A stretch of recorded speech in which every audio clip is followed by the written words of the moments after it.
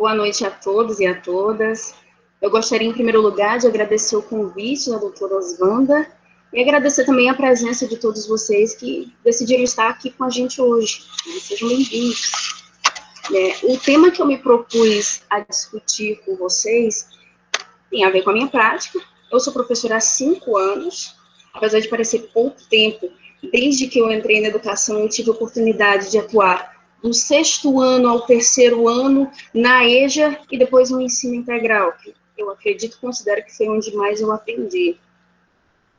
E quando eu comecei a montar a apresentação, eu pensei nos objetivos que eu queria alcançar ao final da minha fala com vocês.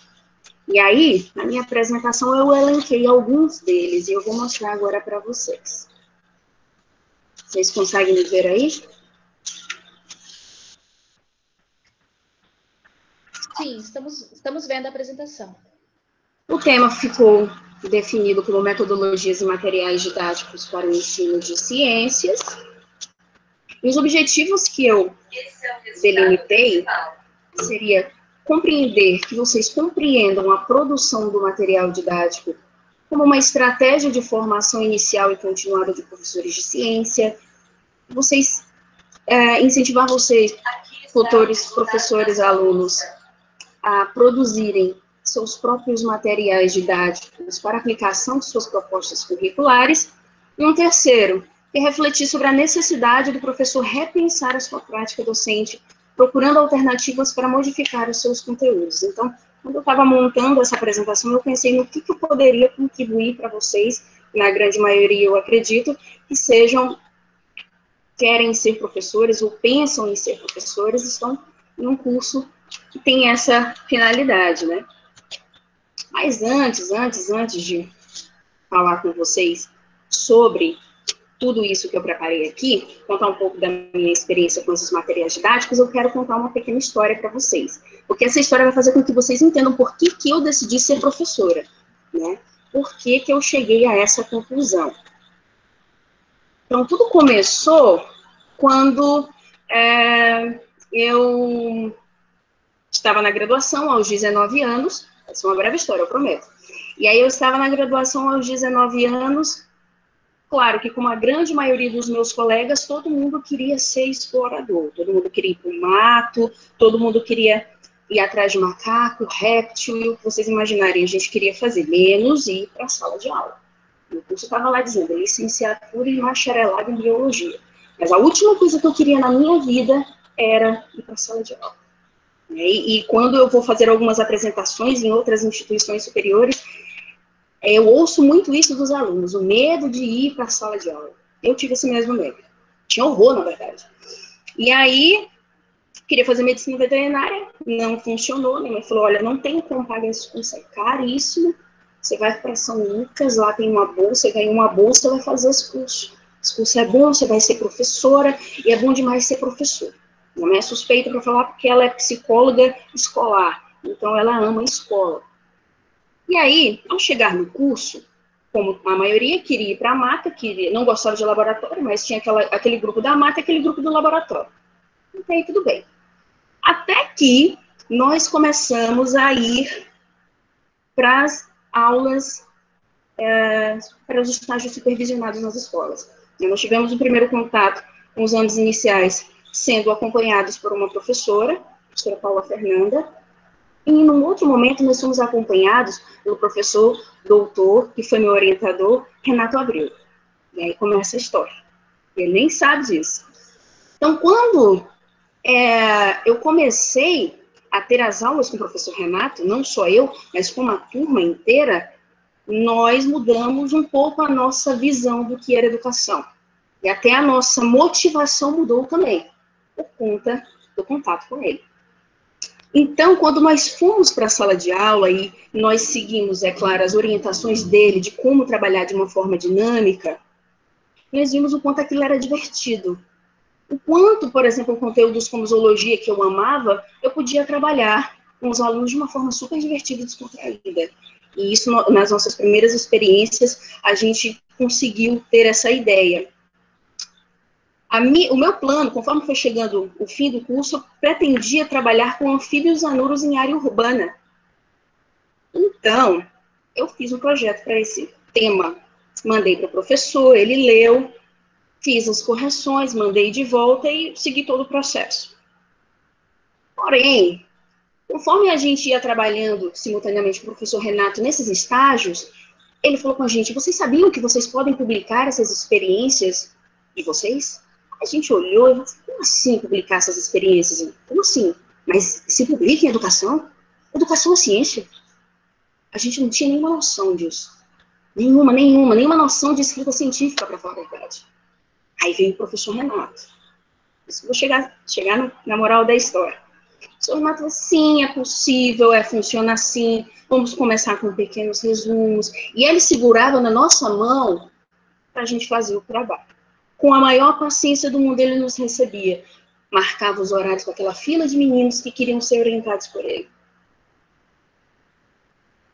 Eu já, nesse tempo, já estava meio confusa sobre o que eu queria. Eu falei, olha, o professor Renato é tão atencioso, o professor Renato me mostrou isso, me mostrou aquilo. Eu passei a ver a educação de uma outra forma, porque eu passei a olhar ela pelos olhos do Renato, a partir das lentes do Renato.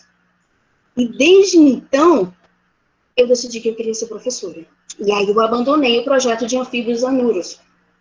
Porque eu encontrei também no Renato muito mais apoio, muito mais acolhimento, paciência para trabalhar com uma pessoa que não tinha nenhuma noção do que era uma escrita científica, nem sabia o que era ciência, nem sabia que educação poderia ser ciência. Isso não foi na minha cabeça. Então, por que eu contei essa história para vocês? A gente vai falar aqui sobre metodologias e materiais didáticos. Eu estou falando para futuros professores e professores também, talvez já professores.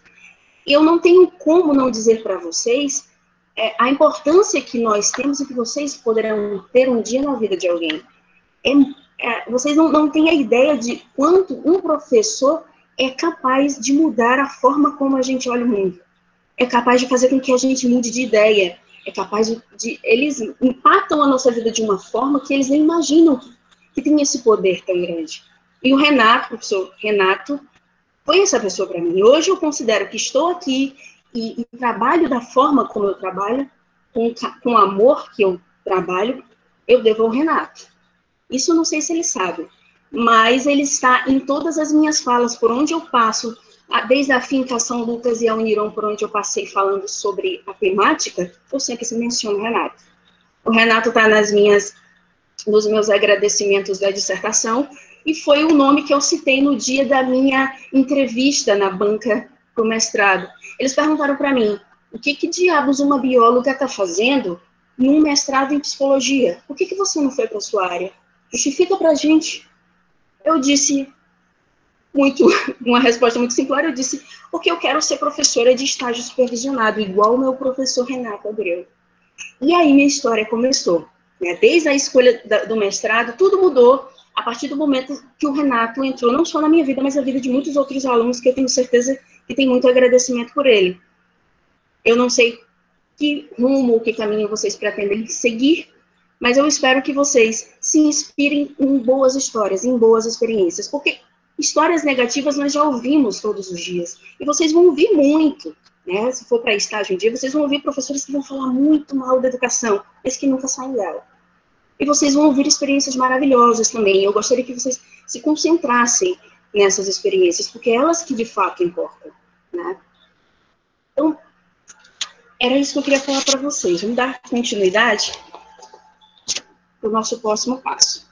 Eu linkei aqui para vocês, fiz um levantamento na literatura sobre o que significa, afinal, o que são os materiais didáticos, o que os autores nos artigos científicos, na literatura da área, estão falando sobre isso, como eles definem esses materiais, né?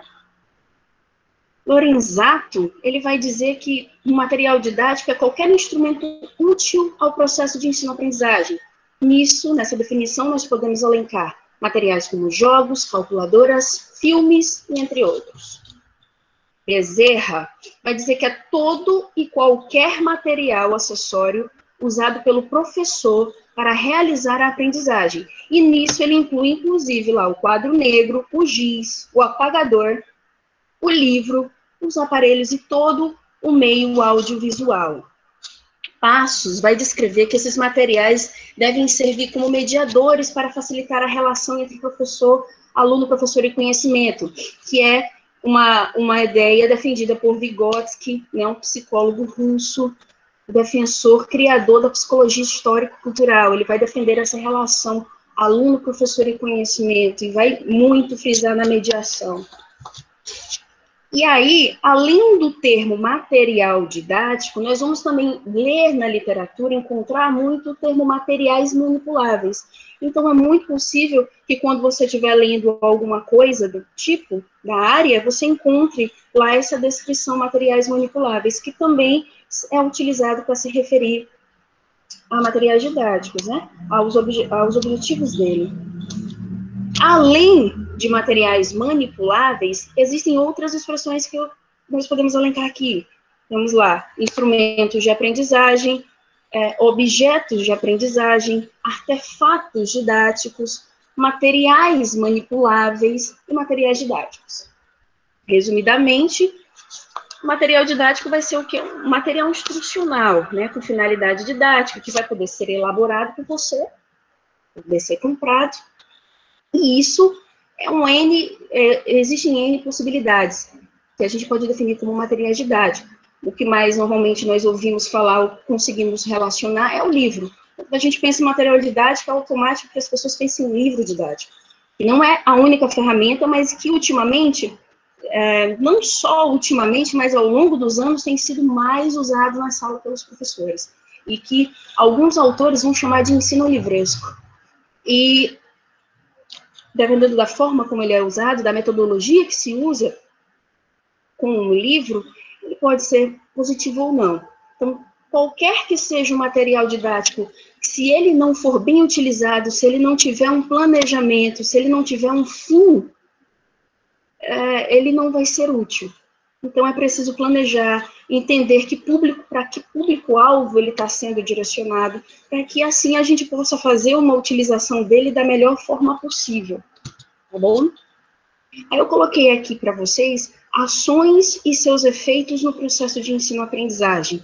Lá embaixo tem as ações da educação falada e feita, que eu diria que se enquadra aí na utilização dos nossos materiais didáticos. E, de fato, ao longo dessa minha experiência com materiais didáticos em sala de aula, do 6º, 9º ao EJA, eu notei que, de fato, ela simplifica, ela facilita a assimilação do conhecimento, em ciências principalmente, tá? Aí nós vamos ter a leitura, percentual de 10%, áudio, percentual de 20% que permanece na memória após 2 semanas, imagem, percentual de 30%, áudio e imagem, a gente já percebe que vai aumentando, vai para 50%, o falado, percebemos mais um aumento que vai para 70%, e o falado e feito, 90%, que eu acho que é o nosso foco aqui de hoje.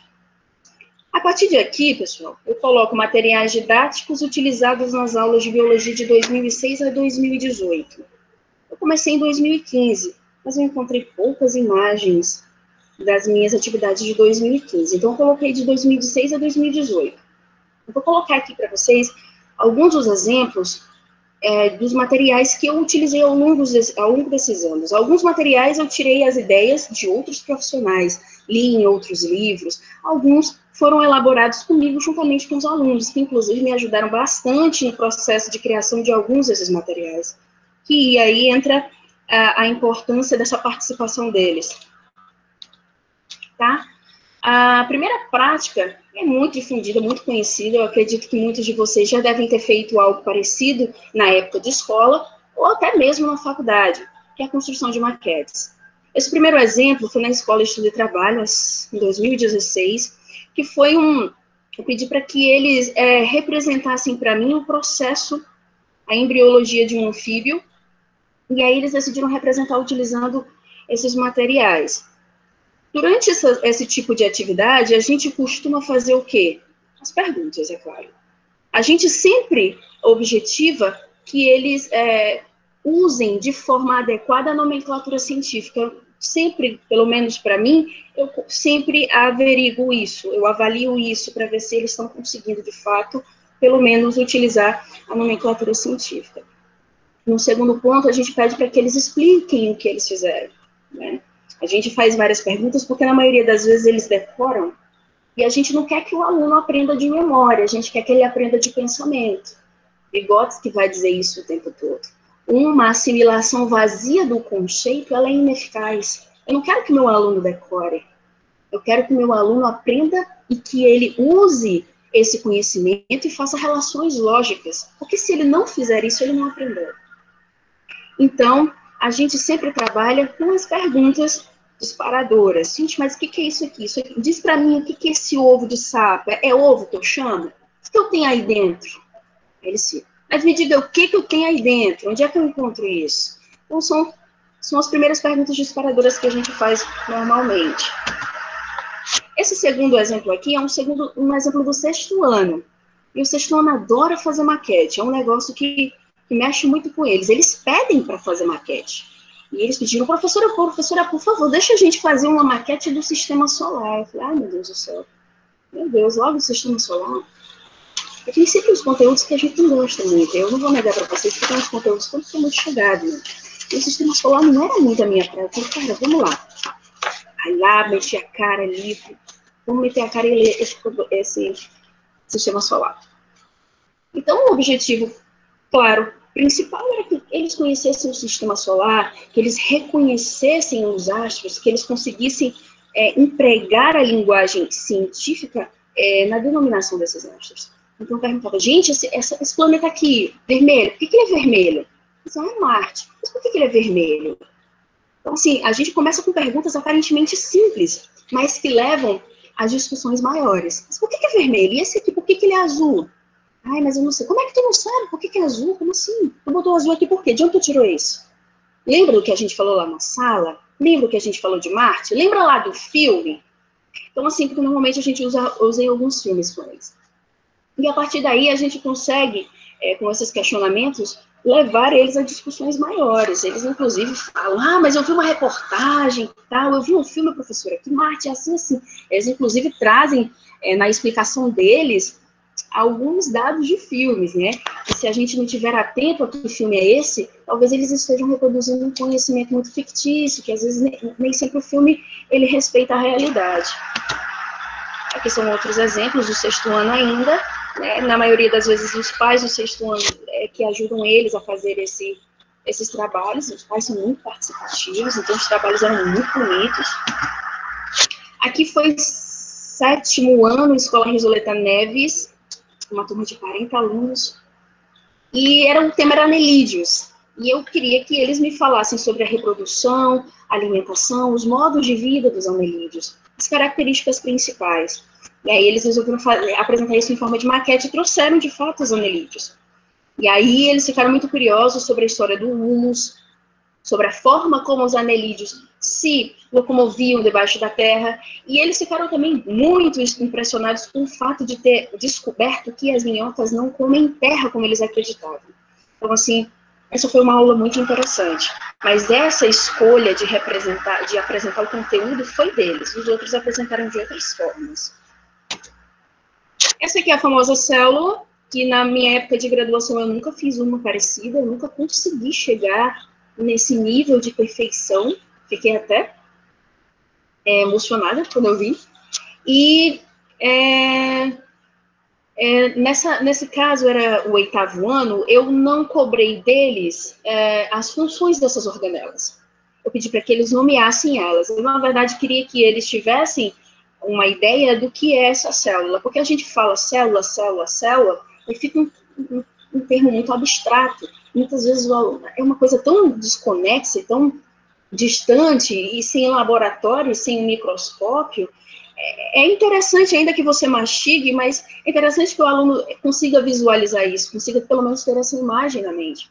Então, o objetivo dessa tarefa foi que eles visualizassem, construíssem o que eles visualizaram e nomeassem essas organelas, mas eu não cobrei deles, nesse momento, a função de cada uma delas. Tá? Então, foi super positiva.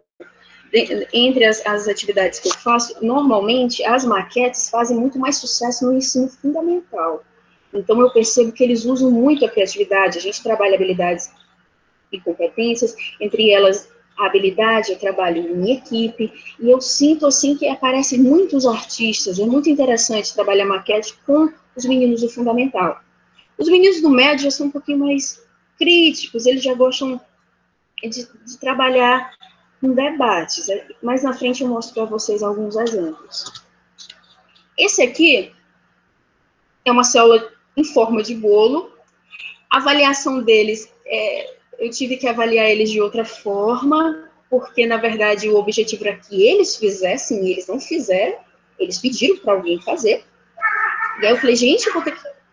infelizmente, não era o objetivo, eu pedi para que vocês fizessem. Aí eles me apareceram com essa foto aí embaixo da célula, me dizendo, olha, aqui, professora, porque está faltando alguns componentes, o homem não colocou, ele esqueceu. Eu falei, mas a culpa não é dele, quem era para ter feito era vocês. Eu falei, mas, professora, a gente fez um bolo, todo mundo vai comer o bolo, a senhora vai comer o bolo. Eu falei, mas, meu amigo, esse não foi o combinado. Eles ficaram um pouco chateados comigo no fim da avaliação, mas o combinado não havia sido esse. Tá? Isso foi uma forma que eles encontraram de representar, porque eu estou tentando mostrar para vocês a criatividade que eles têm. Isso foi uma turma de primeiro ano. Essa aqui é a parte mais legal, é a que eu me identifico mais, eu acredito que talvez vocês também. Eu botei 2 exemplos aqui, mas eu tenho mais. No 6º ano eu trabalhei com Jurassic World, e no 2º ano eu trabalhei em Resident Evil. No 2º ano, normalmente, a gente trabalha os reinos, Munera, Protista, Fungi, e nós trabalhamos as doenças. Resident Evil é um filme, né, baseado em um videogame e que normalmente muitos alunos gostam. Na verdade, eu mesma jogo Resident Evil, até uns anos atrás eu jogava Resident Evil. Então, até a minha aproximação com os alunos se tornou um pouco mais facilitada por causa desses meus hobbies peculiares. Isso me ajudou de certa forma. Com Resident Evil, a gente trabalhou doenças causadas por mordidas de animais, inclusive relacionamos com a raiva, discutimos a doença raiva, é uma zoonose. Com Resident Evil, a gente também conseguiu discutir sobre os equipamentos de proteção individual, né, que em determinados momentos do filme, em algumas cenas, a gente consegue visualizar que as pessoas estão todas equipadas e que alguém acidentalmente libera esse vírus quebrando uma vidraria. Esse terceiro ponto, vírus e mutação. Esse terceiro ponto é o que mais gerou as nossas discussões. Essas aulas tomaram 2 dias, tomaram 2 aulas nossas. E normalmente eles perguntam muito, mas professora, no Resident Evil a pessoa é mordida. E em segundos a pessoa se torna um mutante.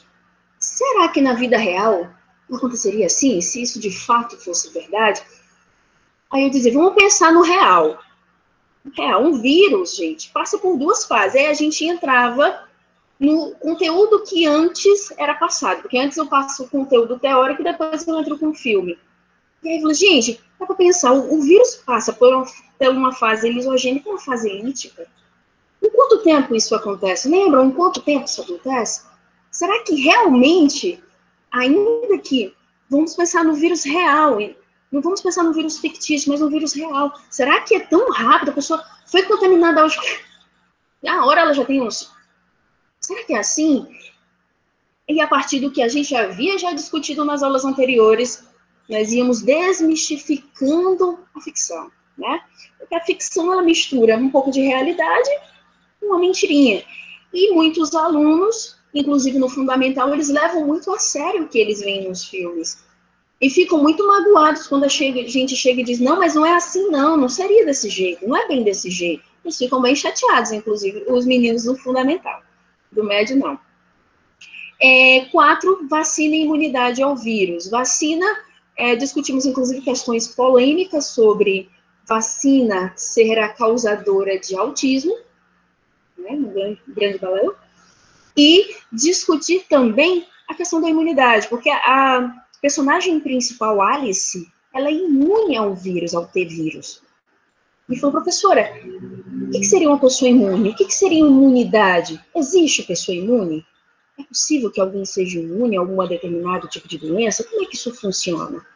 Então, essas questões, elas foram sendo discutidas a partir do filme. Ah, é verdade? Não é possível? Na vida real, como seria? Vamos pensar no vírus real, na doença real, no que a gente vive. Será que não está muito distante? Será que dá para aproximar? Como é que está isso? Então, é a partir desses questionamentos que eu consigo fazer essa relação. O Jurassic, o Jurassic é um filme que eu gosto muito, inclusive, porque eu gosto muito de dinossauro, mas o Jurassic ele tem muitos equívocos, né? O primeiro deles é porque nós temos novas evidências sobre os dinossauros, e esses dinossauros seriam penas. E um dos grandes equívocos é o Velociraptor, que são os atores aí principais, os personagens principais da trama, e os Velociraptors, eles são representados como centenas, e na vida real, com as descobertas mais recentes, nós já sabemos que eles tinham penas. Então, esses personagens principais aí do filme do Jurassic, na verdade, estariam muito mais próximos dos Deinonychus do que dos Velociraptors. Mas eles venderam essa história. Mais um ponto que a gente observa lá, a questão dos pterossauros, que não seriam capazes de agarrar um ser humano e sair voando. Em determinadas cenas do filme, nós vemos aquelas espécies voadoras capturando pessoas e carregando elas para longe, né? E os pés deles, as patas deles, não teriam essa capacidade de sustentar esse peso todo e fazer o que o filme diz que faz. Então, esse processo de desconstrução da ficção para os ensinos do ensino fundamental é bem doloroso. Eles têm uma resistência muito grande, inclusive chegaram em casa, contaram para os pais, voltaram para a escola e disseram, professora, meu pai disse que não vai acreditar na senhora, ele prefere continuar acreditando que o dinossauro não tinha pena, a senhora não vai fazer isso mais não. Aí eu falei, não, tudo bem, gente, tudo bem, mas sempre levando na esportiva. Desconstruindo sonhos de pais e filhos, né? Esse aqui é o mais interessante, eu não sei se vocês conhecem, o The Last of Us. The Last of Us é um videogame, assim, muito querido por alguns alunos que eu tive, conheci através deles. O The Last of Us, ele imita o processo de dominação, de contaminação do fungo Cordyceps. Não sei se eu estou pronunciando corretamente, mas ele foi inspirado, os criadores se inspiraram justamente na história e na forma como esse fungo contamina as suas presas, os seus insetos.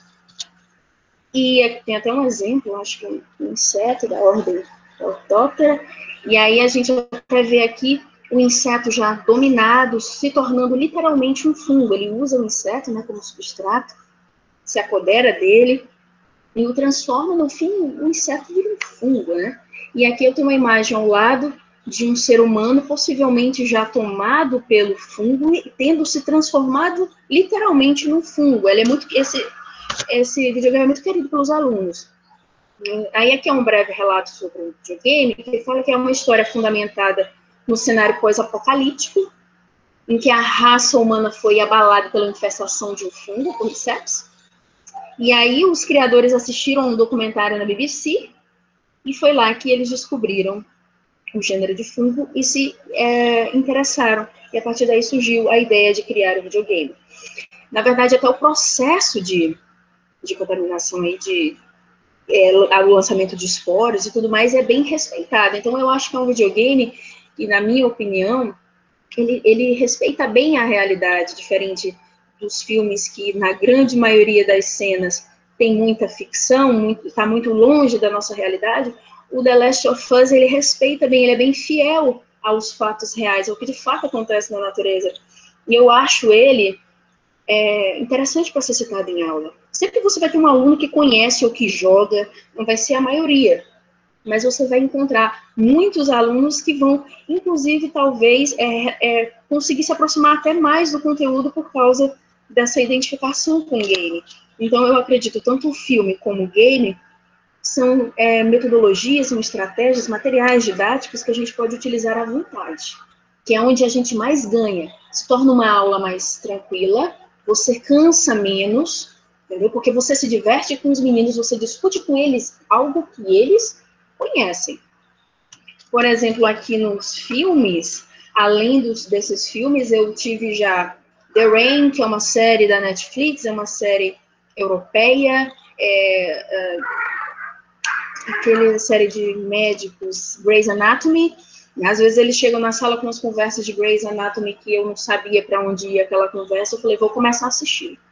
A partir do momento que eu passei a assistir, eu passei a usar alguns trechos e algumas cenas de Grey's Anatomy para dar aula de sistema circulatório.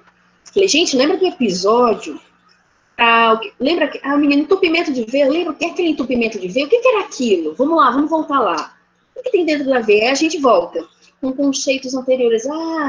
Entupimento de veia. O que significa esse entupimento de veia que eles estavam falando lá? Quem assistiu o episódio até o fim? Tá. Que conceitos vocês lembram que os médicos empregaram lá para trazer aqui para a gente?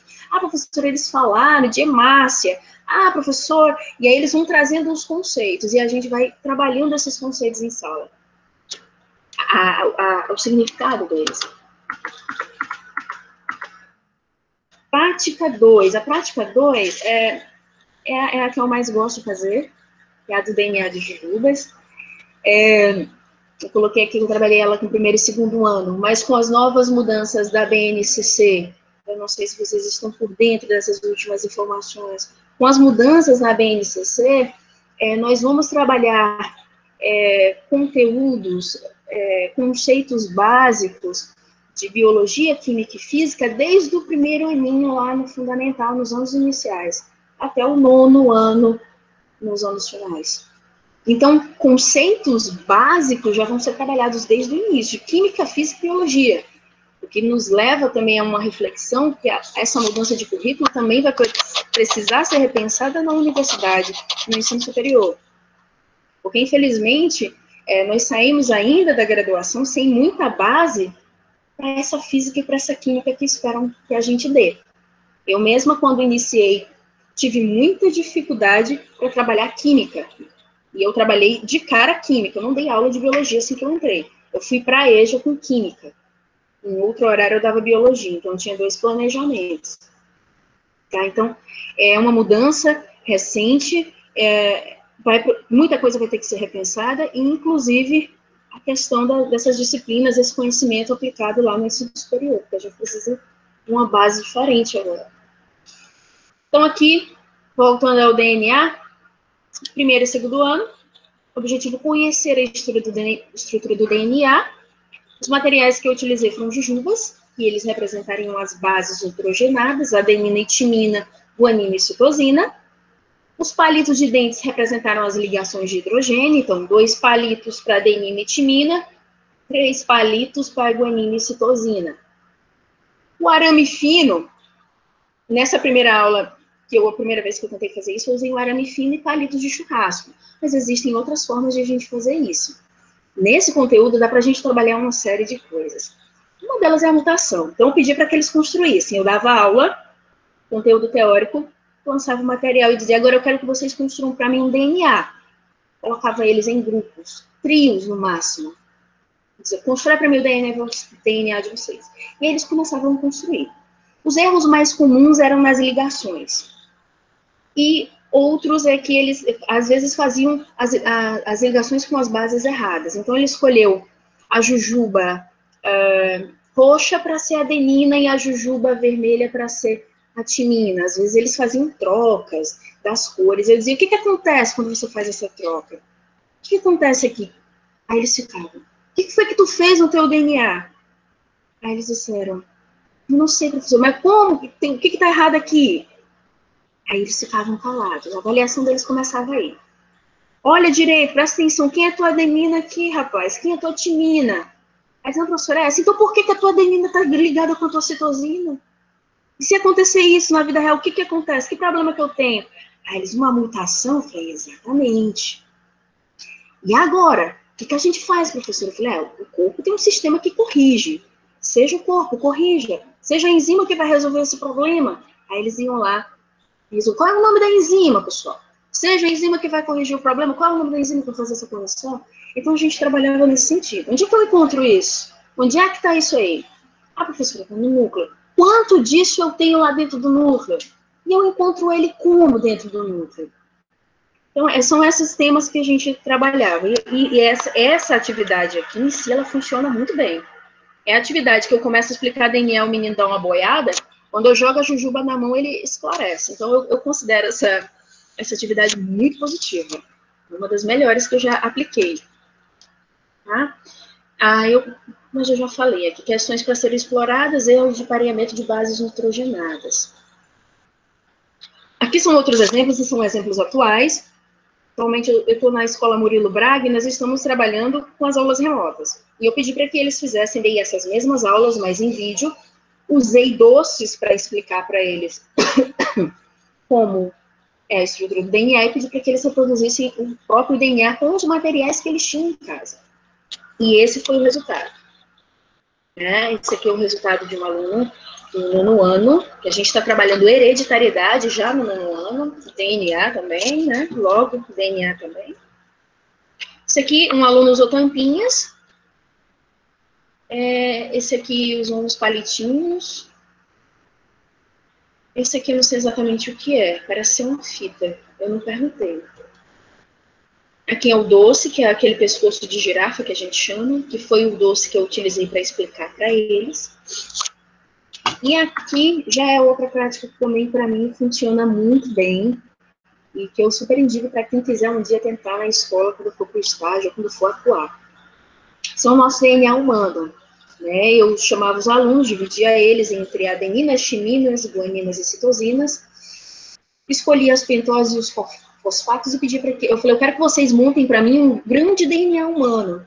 Vão lá para o pátio, se virem, deem um jeito de fazer as ligações de hidrogênio e me chamem quando terminar.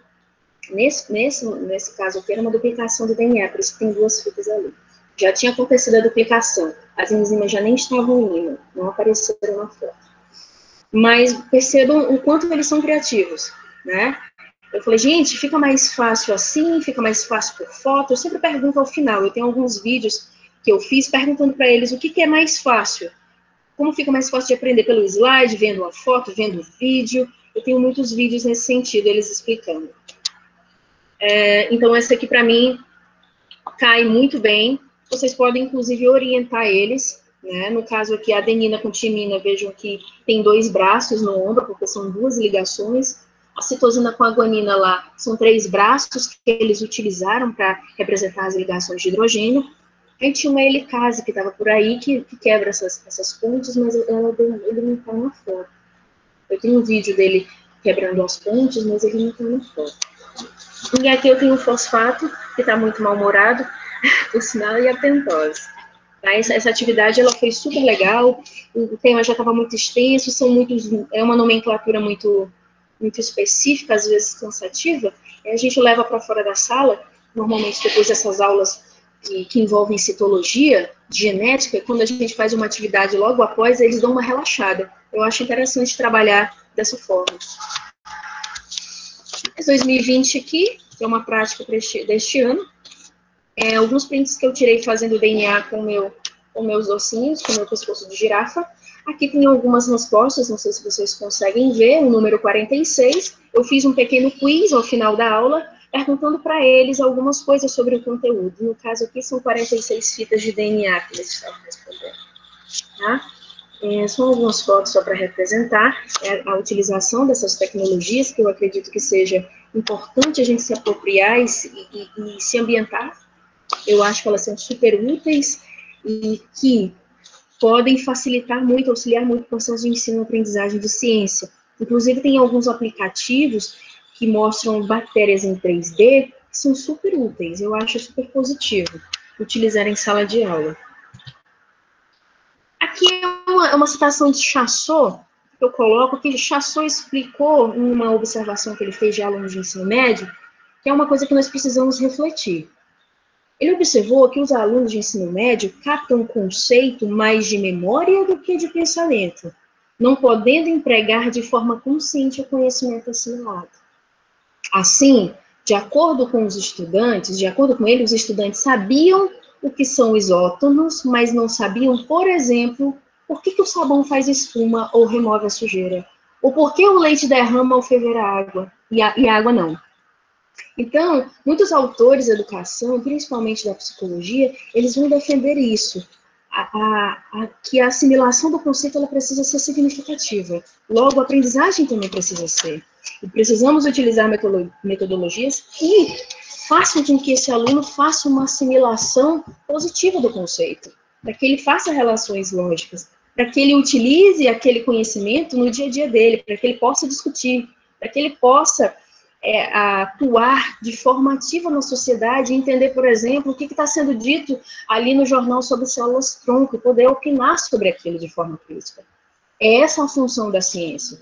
Mas o que se preocupa muito, qual é a preocupação hoje? A gente vê muito isso em escolas particulares, sem querer criticar meus colegas, que eu sei que eles são muito bons.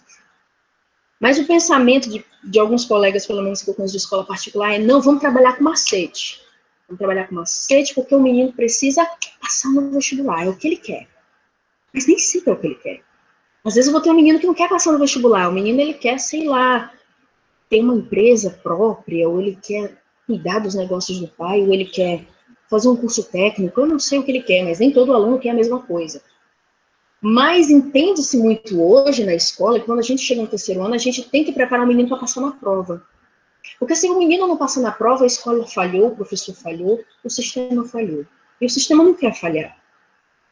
Né? Então, o professor hoje está muito, quando chega, principalmente de ensino médio, com essa ideia de que nós temos que preparar os meninos para passar de ano. Então, a gente ensina macetes, ensina eles a decorarem, a lembrar, macetes para lembrarem de pequenos conceitos, o que eu acho positivo, porque a memória está aí para isso.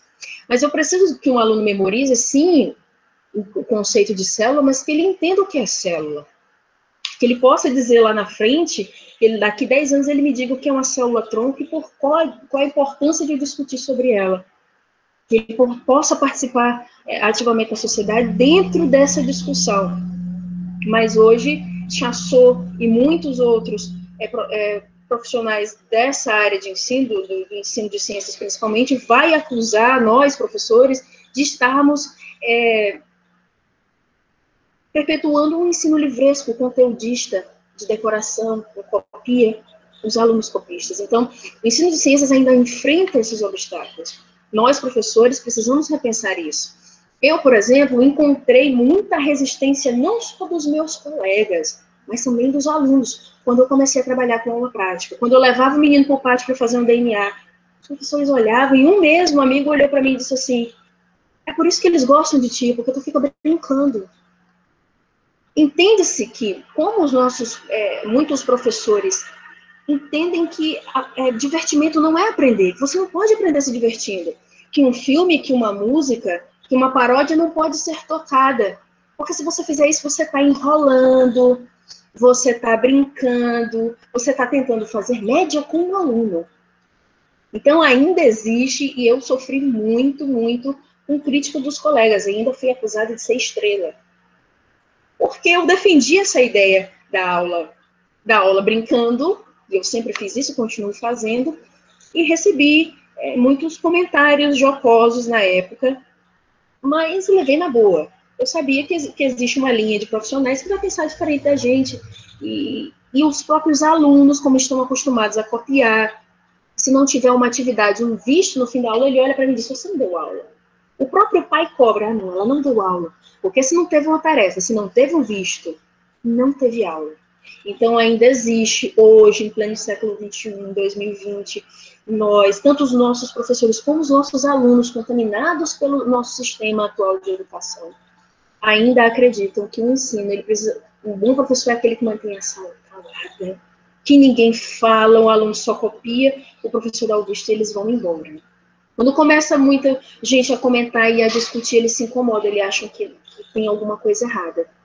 Então, eu sempre entro falando para eles do porquê, dizendo, gente, eu vou fazer essa atividade, o objetivo dela é esse, ao final vocês têm que aprender isso aqui, para que eles entendam que aquilo não é só um divertimento, é um divertimento para aprender. Infelizmente, a gente ainda enfrenta esses obstáculos. Quem vai entrar tentando trabalhar diferente, vai ouvir muita coisa negativa, vai pegar muito uns puxões. Murilo Braga não tem sofrido isso, Porque a direção, inclusive a diretora é uma bióloga, e é uma pessoa extremamente dinâmica, jovem, muito animada, e ela gosta muito de projetos. Então eu escolhi, inclusive, voltar para o Murilo Braga, ficar no Murilo Braga, porque eu ouvi comentários sobre o perfil da diretora. Eu falei, vai dar certinho nós duas juntas. Eu gosto de fazer umas loucuras, e ela vai me apoiar. Então, a direção também é muito importante nesse processo do trabalho do professor. A prática 3, tipagem sanguínea, é uma das que eles mais gostam. O ensino médio já é mais sério, já gosta de ser tratado como adulto. E a tipagem sanguínea foi super positiva. Nesse caso, eu convidei alguns alunos da finca para me auxiliar nessa atividade. Eu comprei os soros, e com o meu próprio dinheiro, né? E eu convidei eles. Os alunos nessa atividade, eles faziam os furinhos, coletavam o sangue desses alunos na lâmina, colocavam os reagentes, os soros, e aí os alunos tinham a tarefa de identificar o próprio tipo sanguíneo, né, com base no que a gente já havia estudado nas aulas anteriores, nas aulas teóricas que eu já havia explicado para eles. Então, a avaliação deles consistiu em identificar o próprio tipo sanguíneo, e foi super positivo, né? Descobrimos que a maioria era O positivo, né? Um tipo sanguíneo muito necessário. Outra alternativa foi, quando nós não tínhamos reagente, para mostrar para eles o processo de coagulação, se aproximar disso, eu usei leite corado com beterraba, bati tudo no liquidificador, e o vinagre foi o meu anti-D, né? Eu queria somente simular para eles o primeiro processo de coagulação no sangue. Então, esse material foi improvisado. Essa prática aqui é a prática cultivando bactérias. Essa aqui, eu fiz ela com o 2º ano, né? O objetivo foi mostrar a existência de micróbios e como eles contaminam os meios de cultura, né? Então, usei gelatina incolor, caldo de carne, água, dissolvi a gelatina. Nós pegamos os cotonetes, fizemos as coletas na boca dos colegas, na mucosa, colocamos nesse meio nutritivo e aguardamos que essa cultura surgisse.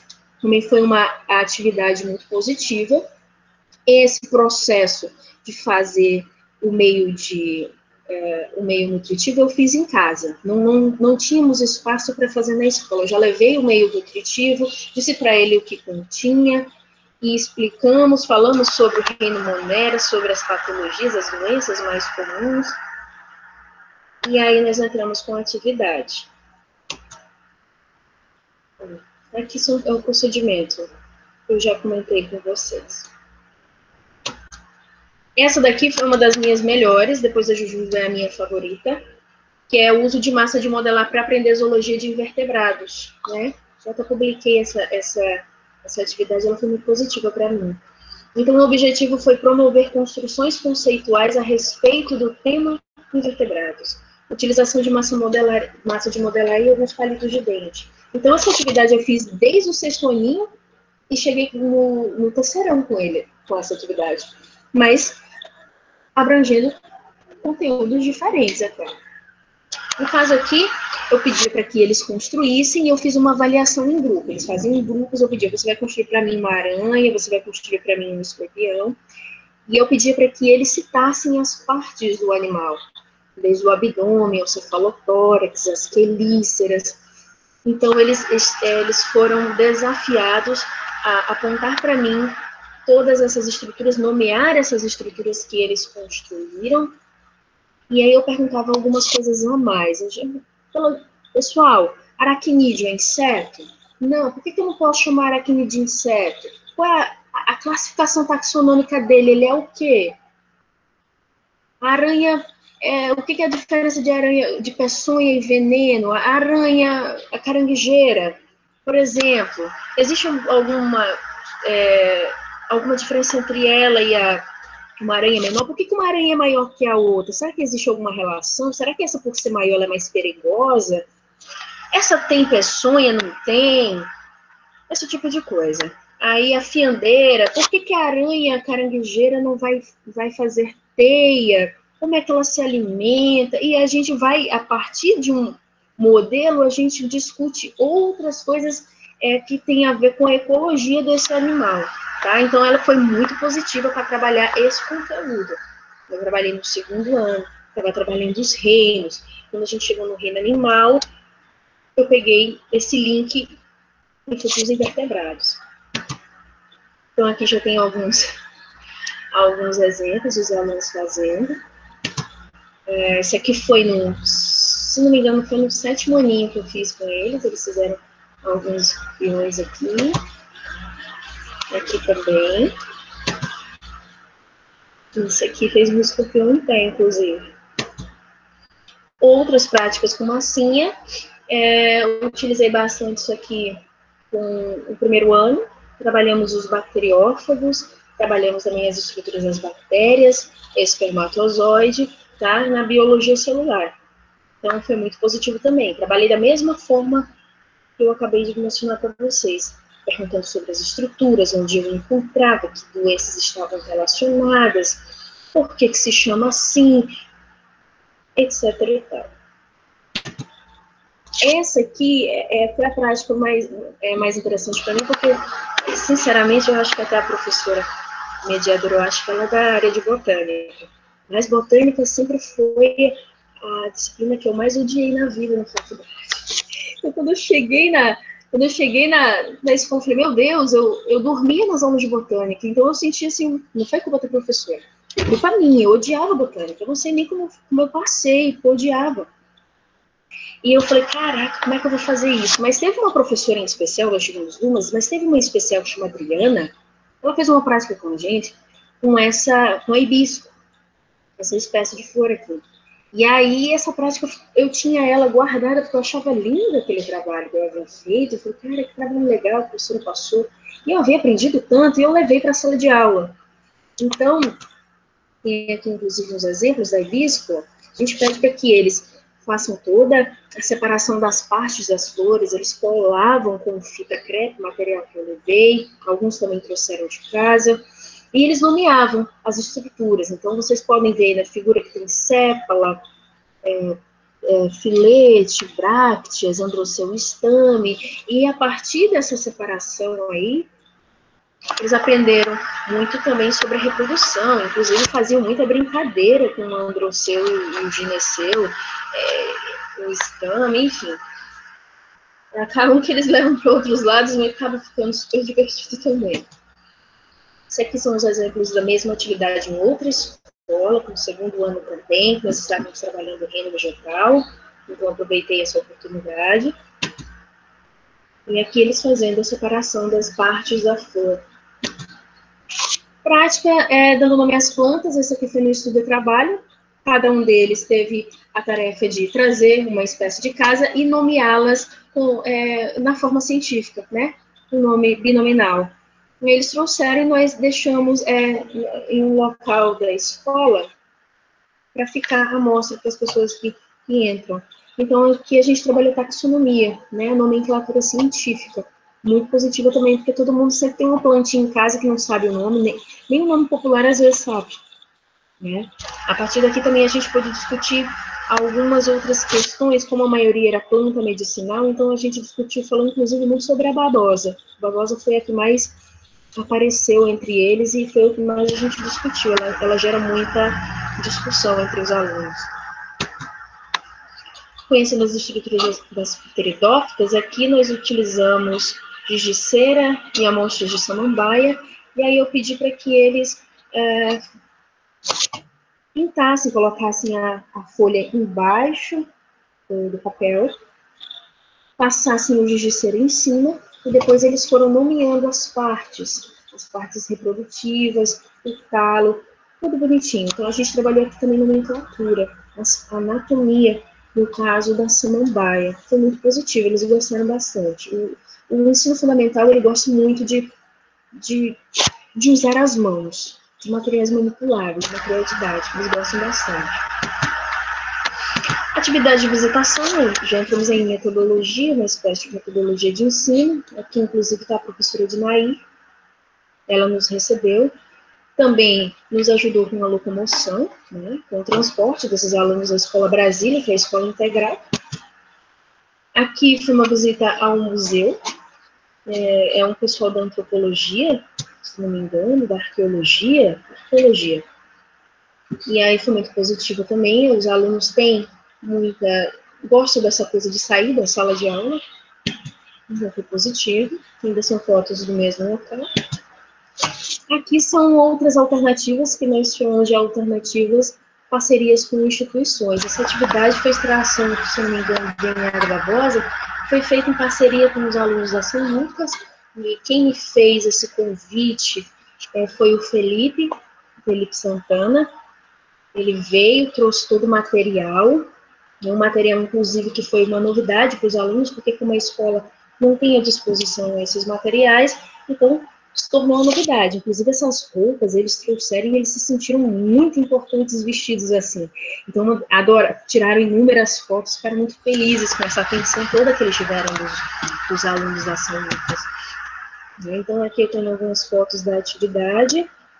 Nós tivemos a participação de muitos, que foram divididos em grupos. E essa atividade, para eles, ficou muito marcada. Principalmente por conta que eles se sentiram importantes. Poxa, escolheram a gente para fazer isso, esse negócio de ciência. Então, assim, foi um negócio que eles se sentiram motivados, eles se sentiram importantes. Isso foi muito legal. E aqui eu tenho, já que a nossa Daniela já extraiu. Aqui foi uma outra parceria com outras alunas também, fazer sabonetes com extrato de plantas medicinais. Então, os alunos participaram da confecção desses sabonetes. Isso foi uma turma de segundo ano, teve uma participação em massa, muito participativos, inclusive temos muitas fotos. Eles queriam, inclusive, continuar com esse trabalho, eles queriam vender esses sabonetes para arrecadar um dinheiro para um evento que eles pretendiam fazer no fim do ano. Então, eles ficaram muito empolgados com a ideia de continuar.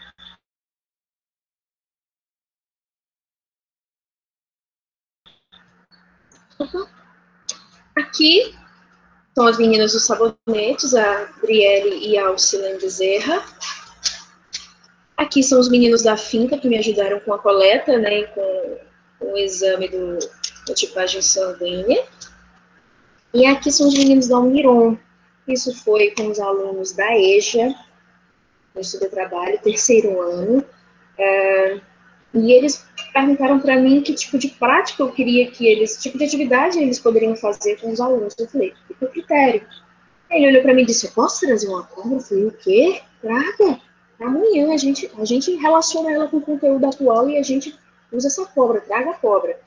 E foi um momento muito interessante, surgiram muitas perguntas, existem muitos equívocos com relação às cobras ainda, né? Inclusive tivemos alguns problemas nesse dia, porque alguns alunos de uma determinada religião não quiseram ficar perto da cobra porque acreditavam que a cobra era um símbolo do mal. E aí eu tive grande parte dos alunos que estavam aí, que eram senhoras, né? E elas não quiseram ficar na aula. Então, poucos alunos ficaram por uma questão religiosa, que é um impasse que também nós enfrentamos na sala de aula, porque nós precisamos ter jogo de cintura, né, para lidar com isso. Não podemos obrigar o aluno a ficar se ele não se sentir à vontade. Então, a gente precisa sempre ter esse equilíbrio, esse jogo de cintura para lidar com essas diferenças. Então, essa foi uma aula muito positiva, mas que teve essas situações, no final correu tudo bem. Essas aqui são as minhas referências, né, dos autores que eu apresentei para vocês logo no início. Agradeço a atenção de vocês, estou aberta a discussões, perguntas, fiquem à vontade. Obrigada. Patrícia, muito boa a apresentação. Tá de parabéns, gostei bastante, né? Realmente, essa questão de você se dedicar à confecção de materiais para os alunos, ele faz um diferencial muito grande, né? E esses relatos de experiência que você falou, eles são muito importantes também, Eu gosto bastante de ouvir isso. Muitas pessoas realmente, eles acham que ser professora, né? Na verdade, ser professor é um desafio, né? Eu diria que não é para qualquer um mesmo. Você tem que ter muita empatia, você tem que ter muita paciência e gostar realmente do que você faz, né? E uma coisa também que muitas pessoas da licenciatura talvez não saibam é que a licenciatura também faz pesquisa. Exato. Né? As pessoas chegam no curso de biologia e acham que só o bacharelado faz pesquisa. E não é bem assim. Se a gente for analisar, a licenciatura faz tanto mais pesquisa quanto o bacharelado, né? E isso é importante que esses alunos tenham na mente essa questão de pesquisa, porque é uma área extremamente importante e que deve sempre ser pesquisada nos mais diversos conhecimentos aí, né? Uma pergunta que eu ia fazer para você é se você já trabalhou com algum tipo de material com alunos especiais, por exemplo, alunos com problemas de visão, né?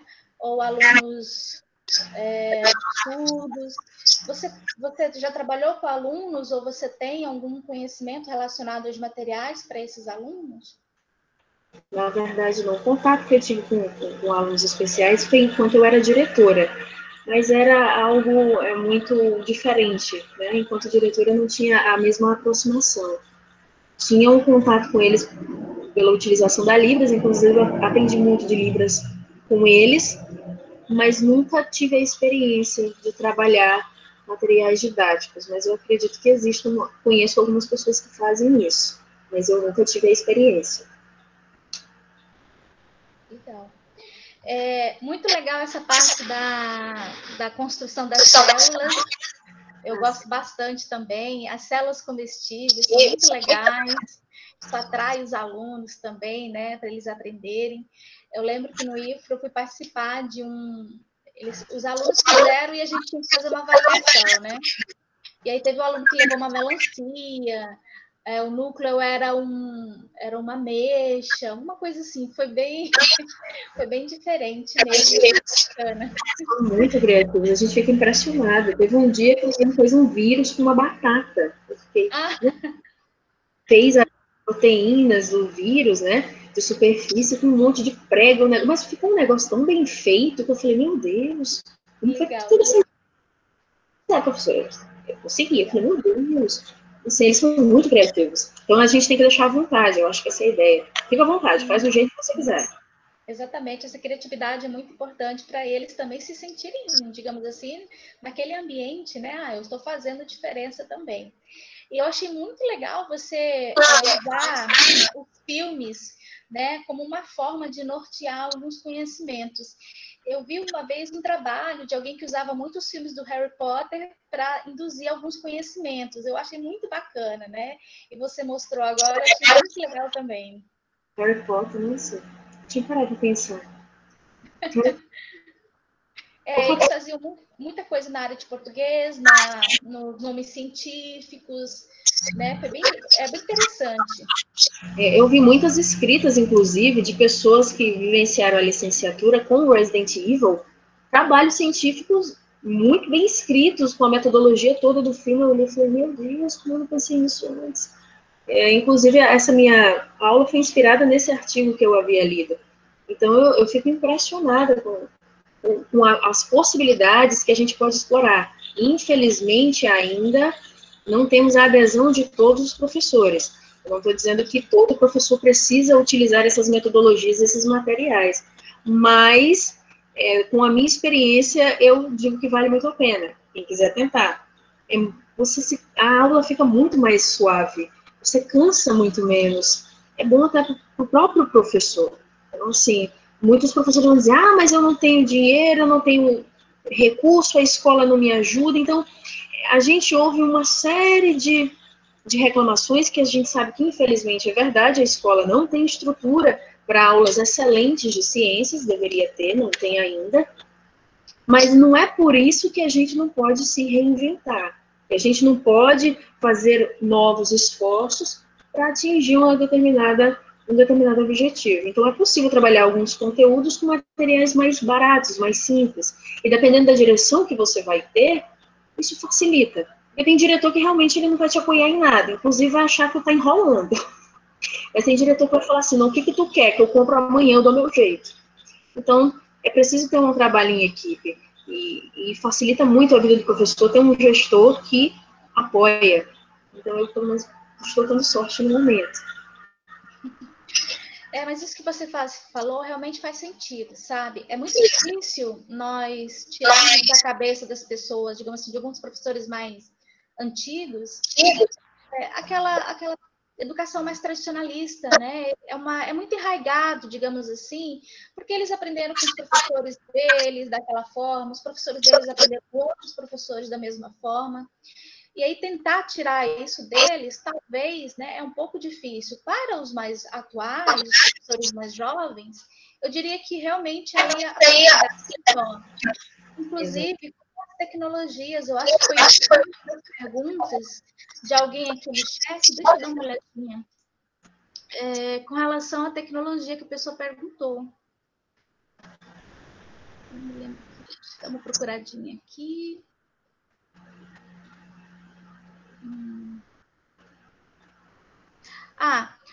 Foi a Giovana que perguntou, né? Quando se trata dos materiais didáticos em sala, quais adaptações para a sala durante a pandemia? Quando se trata dos materiais didáticos em sala, quais adaptações que... sim. Você respondeu, né? Falando de algum trabalho que você fez, tirando foto. Eu pedi para que eles construíssem da mesma forma como eu peço no presencial. Só que aí a prova seria me enviando fotos, né? Então eu dei a aula usando, inclusive, um material didático, que foi os doces, né?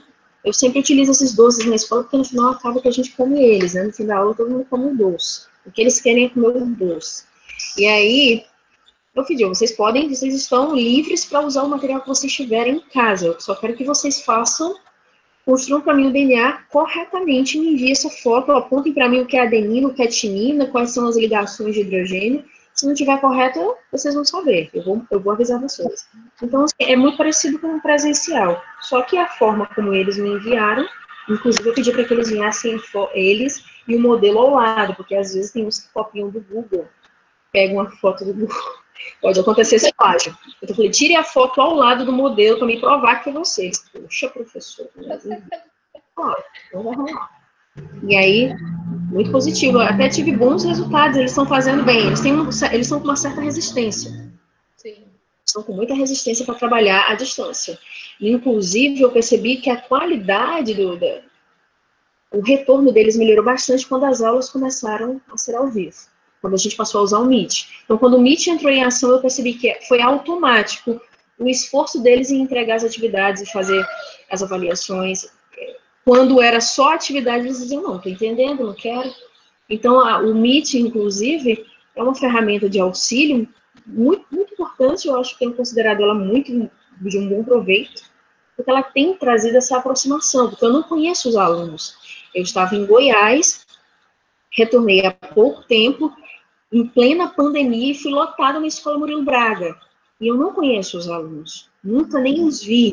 Eu falei, eu vou falar com esses meninos pelo Meet, para pelo menos tentar criar com eles aqui um laço, um vínculo, para ver se o conteúdo fica até mais empolgante para eles quando eles criam um vínculo com a gente. Quando o aluno não vai com a tua cara, é um negócio complicadíssimo. O aluno, ele te amou, ele te odeia. É bom que ele goste de você.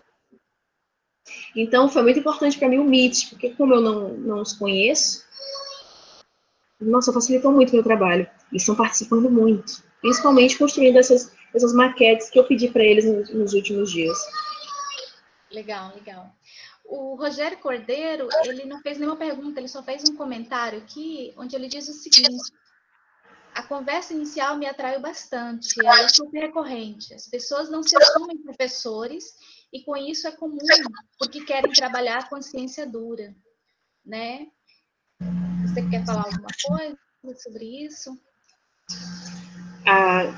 As pessoas não se assumirem como professores, né? Normalmente os alunos, muitas vezes até meu marido, faço até essa correção nele, diz, minha mulher é bióloga. Eu disse, não, eu sou professora de biologia. Eu não tenho nem CRB, eu não sou bióloga. Eu sou formada em biologia, mas eu sou professora, eu estou professora. Então, é algo que eu sempre, tanto nele como em qualquer familiar, inclusive, não, minha filha é bióloga, não, eu sou professora de biologia. Então, eu acho que na graduação, a grande maioria das vezes, eu mesma, quando entrei, eu não queria ser professora. E grande parte dos meus colegas também, eu queria ir para laboratório, queriam ir para mata, a gente queria ser Richard, Rasmussen, entendeu? Mas a gente não queria ser professor. E eu acho que ainda existem hoje as pessoas que vão cursar biologia pensando apenas em atuar em laboratório e na mata. Tem muita gente ainda que não considera ir para a sala de aula de jeito nenhum. É por isso que eu considero importante que haja esse tipo de iniciativa que vocês fizeram. Essa aproximação do aluno com professores que vivem a realidade da educação hoje. Ela não é fácil? Ela não é fácil. Mas ela não é esse apocalipse que as pessoas pintam. Então, a gente lê muito coisas negativas sobre a escola, sobre o aluno e sobre o salário do professor, que é o foco das conversas das pessoas. Quem para perguntar sobre as experiências positivas? Ninguém quer ouvir o que tem de bom para ser dito. As pessoas só se focam no que há de negativo. E ossos do ofício, todas as profissões enfrentam. Eu tenho um primo médico que diz que tem dificuldades seríssimas no atendimento em um hospital público, que já sofreu agressão, que é difícil, ele reclama e cada profissão tem os seus ossos do ofício. Então, assim, eu acho que você precisa experienciar antes de desistir. Então, foi o que aconteceu comigo, com muito incentivo. Um exemplo muito excelente que foi o do Renato. Eu não sei nem se ele sabe disso. Eu sou apaixonada. Ele sabe, ele tá. Não sei se ele ainda está online, mas ele estava aqui conosco.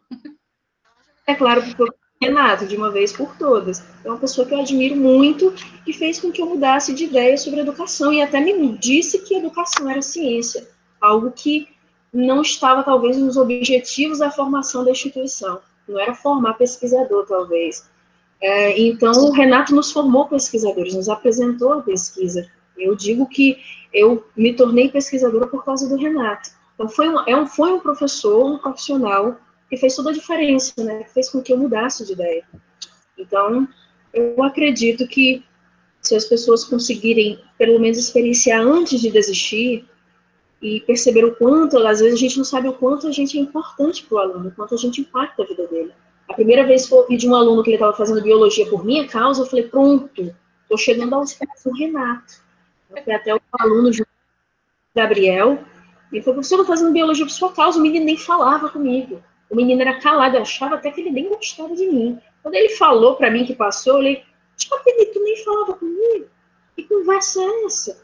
Ele professora, porque eu era tímido, mas eu gostava demais da senhora. Eu falei, vale, meu senhor. Então, assim, às vezes, tanto que a gente causa bem às pessoas. E o professor, ele tem esse poder, um poder nas mãos que muitas vezes ele não sabe usar. Então, parece que é uma profissão horrível, mas é uma profissão maravilhosa. Eu estava em Goiás quase louca, porque eu estava na Secretaria de Educação de Goiás, com a Fátima Gavioli, mas eu falei, isso não é para mim. Falei pro meu marido, que também é professor, eu falei, isso não é para mim. Falei, não adianta, eu não nasci para bater tecla, eu não nasci, eu tenho que ir para a sala de aula. Aí ele falou, realmente, tu vai surtar. É te jogar no meio desses meninos e deixar que eles te devorem, porque não tem jeito. Então, assim, é algo que eu me identifico, não tem jeito. Então, tem uma questão também da identificação, né? A gente acaba...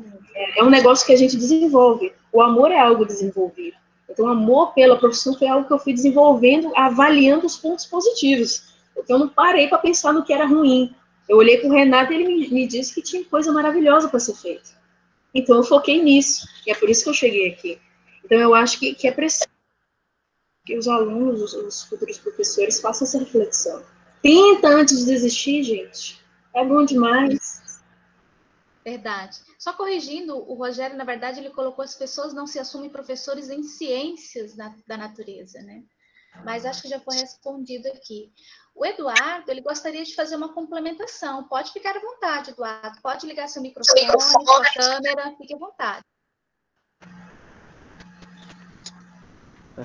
Boa noite a todos e todas.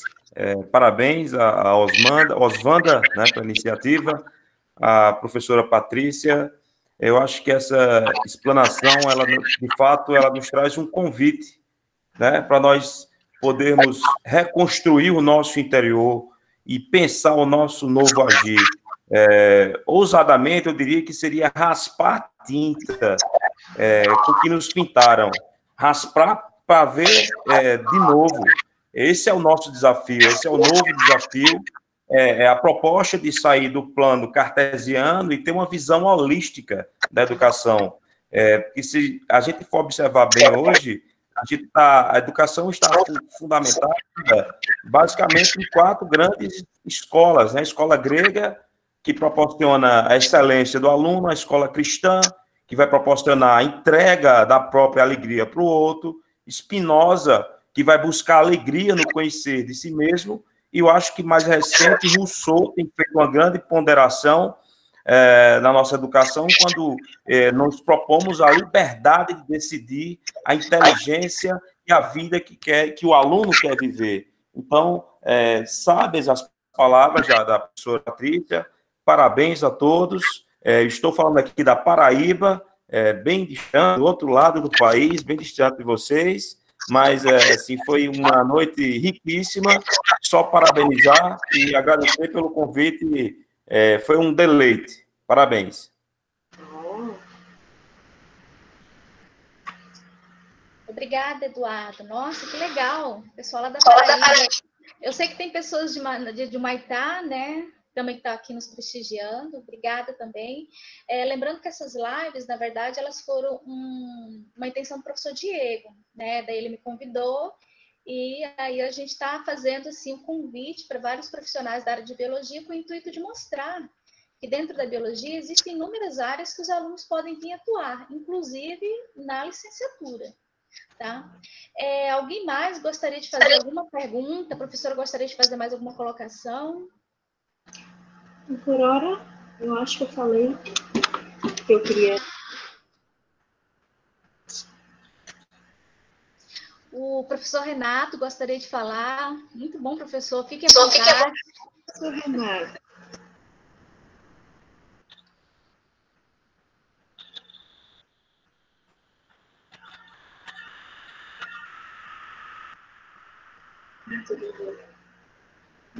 Boa tarde a todos e a todas. Vocês estão me ouvindo? Sim, estou ouvindo.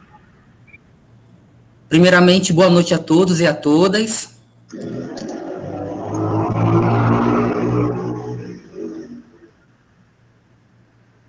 Parabéns, Patrícia, pela tua apresentação. Fico muito feliz de ouvir a tua história inicial. É muito bom também rever os alunos aqui na live, que serão e são futuros professores de ciências. E que realmente nós podemos ver, sim, a diferença. Realmente não é fácil. Professor não nasce professor. Padre não nasce padre. Um profissional, ele vai se aperfeiçoar, se qualificar para dar o melhor para o aluno. Eu fico muito feliz pelas palavras. Na época, quando eu era professor ainda da São Lucas, e ajudei um pouco vocês no sentido do estágio, no sentido da prática de ensino. A gente lembra muito, principalmente do fazer diferencial. É importante você ser o diferente, não para melhorar o seu currículo, mas melhorar a qualidade de ensino daquele aluno. É tão bom a gente ver o aluno melhor que nós mesmos. Isso é muito gratificante. Eu fico muito feliz com as palavras citadas por você. Me passou um filme na cabeça de quando eu iniciei dando aula na São Lucas, e no momento que eu saí da São Lucas, né? E isso foi um aprendizado muito grande. Eu fui professor do ensino fundamental, do 6º ao 8º ano, eu fui professor do ensino médio, do ensino superior. Então, passei por diversas salas, diversos alunos, e é muito gratificante você ser o diferente na sua aula, ter criatividade. E por mais que aquele conteúdo se torne muito chato, se torne maçante, você não pode falar inicialmente para o aluno, porque aquilo se torna realmente maçante. Você precisa criar estratégias, perspectivas, para que o aluno consiga aprender. Então, assim, eu quero agradecer muito pela tua apresentação. Estava acompanhando aqui no chat os comentários também. Estou com saudade, Daniele, Larissa, minha cidade do Norte, pessoal de São Paulo, da Paraíba. É sempre muito bom compartilhar com vocês. Então, o meu agradecimento e a minha felicidade de formar grandes profissionais na área da educação. Muito obrigado.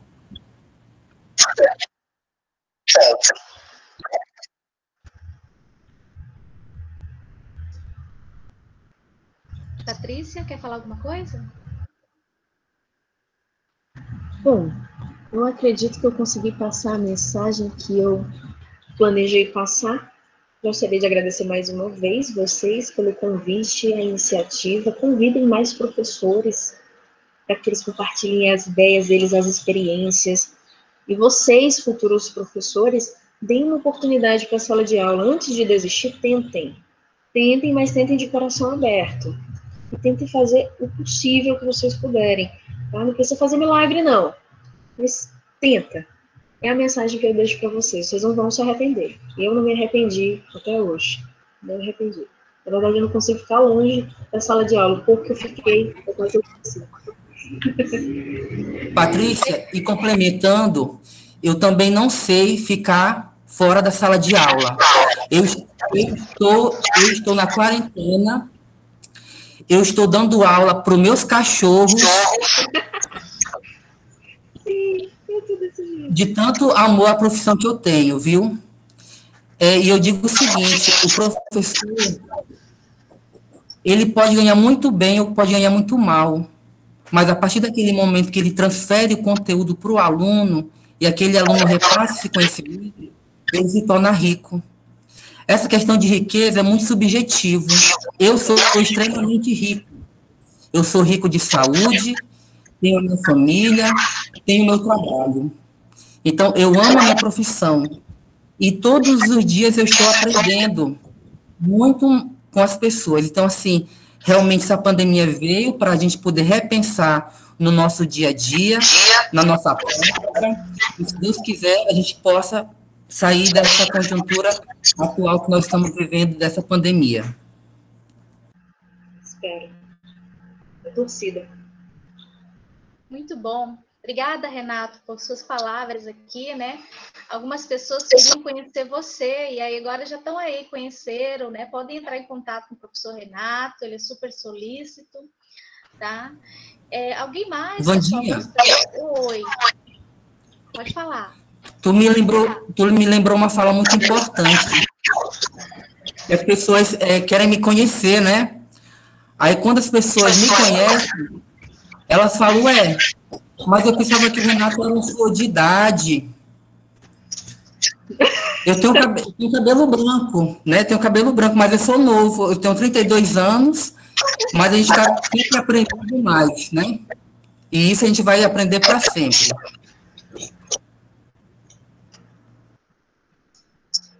Isso mesmo, verdade. Inclusive, o Renato, eu tiro a fala da professora Patrícia para dizer o quanto eu gosto da sua amizade, né? Nós tivemos uma aproximação maior no ano passado. Nós já nos conhecíamos há alguns anos, mas nós nos aproximamos mais no ano passado e agora estamos aí, inclusive, fazendo parcerias, né? E eu vejo o quanto você é dedicado e a seguir essa linha da pesquisa, né? E as suas pesquisas são muito interessantes, inclusive os alunos com que você trabalha também é bem diversificado. Parabéns, viu?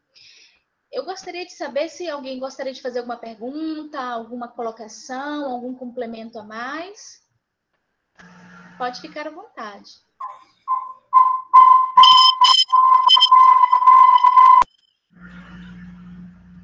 Então, pessoal, já que não tem nenhuma outra questão, eu quero muito agradecer a Patrícia. Muito obrigada pela presença, foi muito legal. O Felipe quer falar, pode falar. Pode dar o microfone, para dar o microfone. Oi, oi, oi. Deu certo agora? Então, Patrícia, parabéns pela apresentação. E um momentinho, deixa eu ver aqui. Eu acho que ele foi. Ah, tá. É a professora. Oi. Professora, Patrícia, desliga seu áudio, por gentileza, só para o Felipe falar. Isso. Então, Patrícia, eu achei importante a sua apresentação comentando sobre a questão dos fungos, né? Eu estudo os fungos e eu sei o quanto que é importante falar um pouco desse reino, ainda mais agora que passou pelas mudanças, a gente falar a funga, né? A funga que vem agora todos o reino fungi, né? Incluindo. E falar do gênero Cordyceps para aluno, ainda mais falar que essa parte que os insetos, depois vai sair o basidioma, vai sair ali o ascoma, utilizando essa parte do game. É o game ou o filme? Eu chamo de. Eu nunca tenho certeza se é a palavra correta. Oi, Patrícia, pode repetir? Eu nunca tenho certeza se eu estou pronunciando corretamente. Eu falo gumi. Eu sempre fiquei com essa dúvida. É igual o Cordyceps. Eu falo Cordyceps. Sim. Fala Cordyceps, Cordyceps, né? Então é aquele gênero que a gente fala que o inseto, a partir do momento que ele tem um contato, ele se alimenta daquele lá no solo, ele ataca o sistema nervoso daquele inseto e leva ele para a árvore, e ali o basidioma vai frutificar, não frutificar, ele vai sair, e aquele animal fica meio zumbi. Então, interessante, achei muito legal e interessante da tua apresentação, para poder mostrar para os alunos e conseguir compreender. Uma outra fala sobre a questão do DNA, utilizando aquele material didático da Jujuba, né? Para uma aula agora remota, é bem interessante. Eles vão conseguir fazer. O material é de livre acesso, é fácil, e a compreensão desse conteúdo. Assim, tem as dificuldades por ser remota a aula, mas o conteúdo fixa muito bem. Eu até anotei aqui, porque eu acredito que meus próximos conteúdos com os alunos vai ser DNA, então para mim vai me ajudar muito.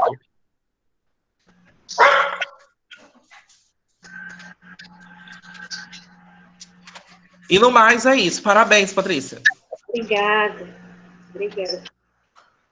A Sandra fez um comentário aqui, deixa eu ver. As aulas nos espaços não formal, como estratégia facilitadora no processo de ensino-aprendizagem, o que a professora poderia nos falar um pouco de sua experiência nesse contexto?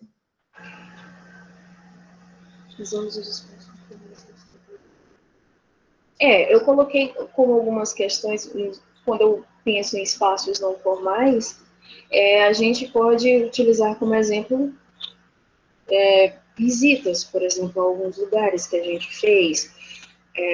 Nós, inclusive, fizemos visitas ao shopping para falar sobre. A gente queria descobrir com os proprietários das lojas como é que eles faziam o despejo do lixo, principalmente do lixo eletrônico.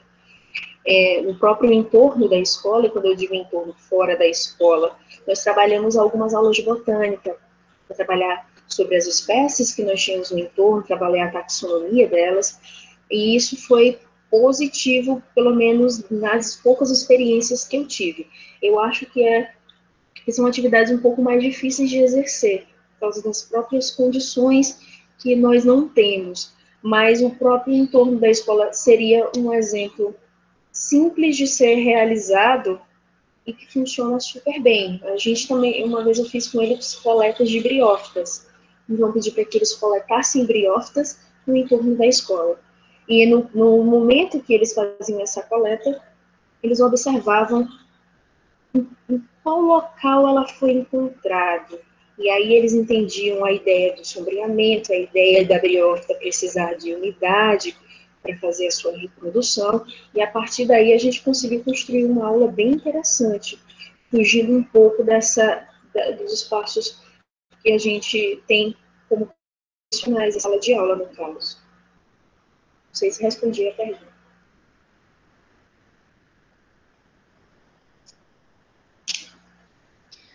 O Jucimar Silva dos Reis, ele fez também um comentário aqui. Tem um vídeo do Jornada da Vida, do Fantástico, que aborda o gênero por díceps, e outro da BBC. Costumo utilizar nas minhas aulas. Geralmente os estudantes ficam bastante curiosos e intrigados para saber se podem tornar os humanos zumbis, como fazem as formigas. Foi, inclusive, o vídeo que inspirou os criadores do videogame, né? Esse documentário da BBC. Foi o vídeo que inspirou ele, esse documentário, no caso. Então, eu acredito que seja... Eu vi alguns trechos apenas, né? Eu assisti o documentário completo. Mas eu acho que é interessante citar o game, fazer essa relação, porque é algo que a maioria deles vai conhecer. Então, eles falam, então é isso? Que legal. Então, é fácil para eles lembrarem depois.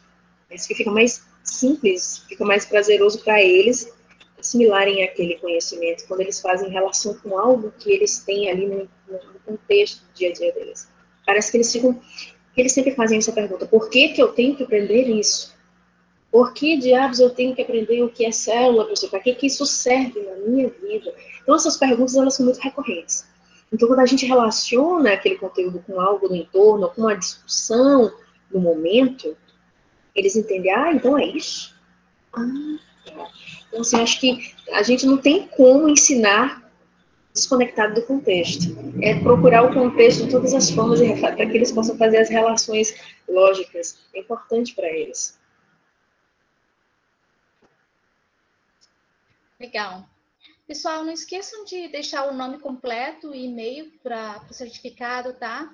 Eu não sei se o professor Diego ainda está em aula. Se ele não tivesse, ele gostaria de falar alguma coisa. E aí a gente pode encerrar. Eu acho que no momento ele está em aula.